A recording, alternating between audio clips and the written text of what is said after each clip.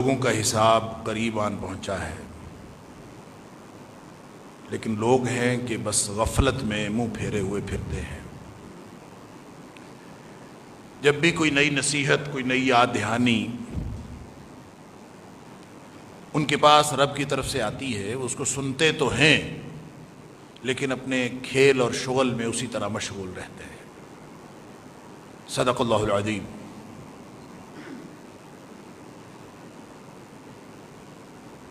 اللہ نے مجھے اور آپ کو، ہم سب کو جو امتحان کا موقع عطا فرمایا ہے،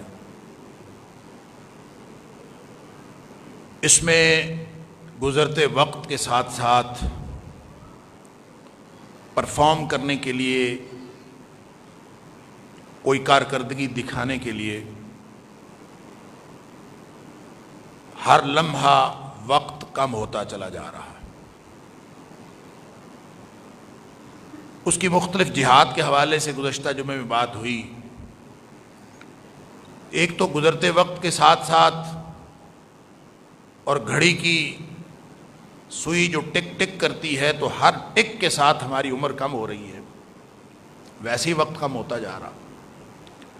اور دوسرا نیکی کے مواقع کم ہونے کی وجہ سے اور دجالیت کے غالب ہو جانے کی وجہ سے آہستہ آہستہ ہم پوری دنیا کے اندر تمام مسلمان آہستہ آہستہ ایک ایسے فتنہ زدہ ماحول کی طرف دھکیلے جا رہے ہیں کہ اعمال کرنا اور نیکیاں کرنا وہ آہستہ آہستہ مشکل سے مشکل تر ہوتا جا رہا۔ یہ جو ہمارے نظام امتحانات میں جب امتحان ہوتے ہیں تو جب آخری 5-7 منٹ رہ جاتے ہیں اور ابھی کام بڑا پڑا ہوا ہو، سوال کئی حل کرنے والے رہتے ہوں، تو ہاتھ پاؤں پھول جاتے ہیں، آہستہ آہستہ ہوش ٹھکانے نہیں رہتے۔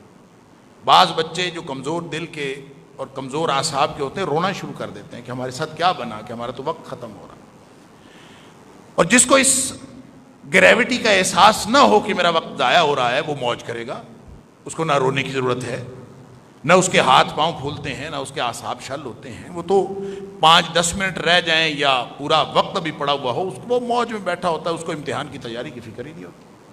اور جس کو یہ معلوم ہو کہ میرا یہ لمحہ اتنا قیمتی ہے کہ اس کی بنیاد پر کل کلاں رزلٹ نکلنے والا ہے، اس کے لیے گزرتا وقت ایک بہت بڑا الارم ہوتا ہے، خطرہ ہوتا ہے، خطرے کی گھنٹی ہوتا ہے۔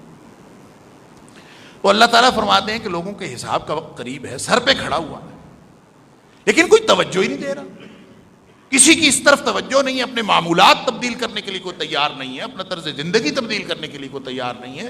کوئی شخص کسی کے پاس اتنا اس کو توفیق نہیں ہے کہ وہ یہی سوچ لے کہ اب اس نے زندگی کس طرح، بقیہ زندگی جو چند لمحے ہے یا چند سال ہے، اس نے کس طرح گزارنی ہے، تو وہ اللہ کے ہاں کامیاب لوگوں میں شمار ہو سکتا ہے۔ فمن زحزح عن النار وادخل الجنہ فقد فاز۔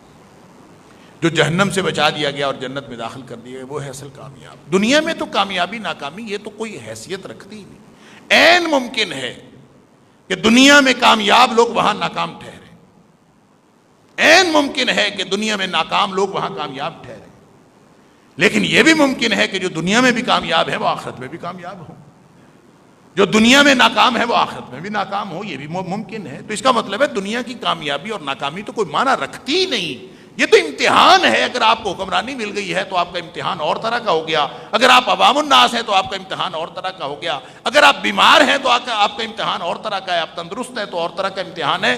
کوئی ایسا موقع ہے ہی نہیں جب آپ حالت امتحان سے باہر ہوں۔ تو جب کوئی امیر ہو اور وہ امتحان دے رہا ہو اور غریب ہو اور وہ بھی امتحان دے رہا ہو، امتحان کی بس نوعیتیں مختلف ہوں، تو اس کا مطلب ہے دنیا میں تو سب برابر ہیں۔ اصل فرق کامیابی اور ناکامی کے اعتبار سے آخرت میں پڑے گا۔ جس کو اس بات کی فکر ہے کہ میرا وقت کم ہوتا جا رہا ہے، میرے وسائل محدود ہوتے جا رہے ہیں، میری کارکردگی دکھانے کا موقع ختم ہوتا جا رہا، اس کے لیے انتہائی فکر مندی کی بات۔ وہ چاہے حکمران ہے، چاہے وہ خوشحال ہے، چاہے وہ بدحال ہے، چاہے وہ مخلوق الحال ہے، وہ کسی بھی حالت میں ہے، وہ اس کی نگاہ آخرت پہ ہے۔ اور وہ اس گزرتی ہوئی زندگی سے وہ فکر مند ہو رہا ہے. اللہ کریم یہی فکر مندی تو عطا کرتے ہیں ان آیات کے اندر, یہی تو تنبیہ فرماتے ہیں اقترب للناس حسابہم وہم فی غفلۃ معرضون. سر پہ موت کھڑی ہے, موت کبھی یاد کی ہے, کبھی سوچا ہے کہ جس وقت میری روح نکل رہی ہوگی, بلکہ اس سے بھی پہلا مرحلہ جب ملک الموت نے آ کے کان کے پاس موت کا سندیسہ دینا ہے, تو وہ جو پہلا کلمہ, پہلا خطاب وہ آ کے ملک الموت کان میں کہے گا, کبھی اس کے بارے میں فکر ہوئی کہ وہ کیا ہوگا؟ نبی اکرم صلی اللہ علیہ وسلم نے فرمایا کافر اور منافق کو وہ اور طرح سے خطاب فرماتا ہے ملک الموت کان کے پاس آ کے بیٹھ کے, اور مومن کو وہ اور طرح سے خطاب فرماتا ہے. مومن کو آ کے وہ کہتا ہے یا ایتھا النفس الطیبہ, اے پاکیزہ روح آ جاؤ باہر, اخرجی باہر آ جاؤ, الی مغفرۃ من اللہ ورضوان. تو نے زندگی میں فکر کی تھی نا پریشانی, آج تیری پریشانیاں ختم ہو رہی ہیں. الی مغفرۃ من اللہ ورضوان, اللہ کی مغفرت اور اللہ کی رضامندی تیرا انتظار کر رہی ہے, لہذا نکلو آ جاؤ. اب وہ شخص جس نے اس فکر میں زندگی گزاری ہو اور جس کی ساری زندگی اس فکر میں ہو کہ میرا اللہ راضی ہو جائے, اس کو جب یہ سندیسہ ملے تو اب اس کی حالت کیا ہوگی؟ اللہ. اور دوسرا سندیسہ کیا ہے؟ یا ایتھا النفس الخبیثہ, اے ناپاک روح نکل, اخرجی الی سخط من اللہ وغضب, اللہ کی ناراضگی اور اللہ کے غصے کی طرف نکل. اللہ کی ناراضگی اور اللہ کا غضب تیرا انتظار کر رہا ہے. اللہ. کبھی اس بات کی فکر ہوئی کہ جو سندیسہ ہر شخص مر رہا ہے, دیکھنے میں سب ایک جیسے ہیں, اقترب للناس حسابہم, سر پہ کھڑا, وہم فی غفلۃ معرضون, کسی کو کوئی پرواہ ہی نہیں, کانوں پہ جم تک نہیں رہی. اور پھر ما یاتیہم من ذکر من ربہم, نئی نئی نصیحتیں, نئی نئی یاد دہانی کے مواقع بھی آ رہے ہیں. الا استمعوہ وہم یلعبون, بتکلف سن تو لیتے ہیں لوگ, لیکن ہر شخص اپنے اپنے کھیل تماشے میں اسی طرح لگا ہوا, کسی کو کوئی زندگی میں فرق پڑا؟ اللہ اکبر. یہ ایک فتنے کی بات نہیں ہے,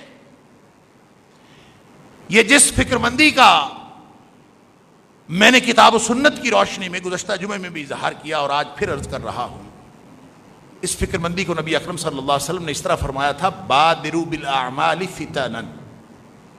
مسلم شریف کی حدیث ہے, آپ نے فرمایا تھا بادروا بالاعمال فتنا, لوگوں فتنے آنے سے پہلے پہلے عمل کر لو جتنے کرنے ہیں.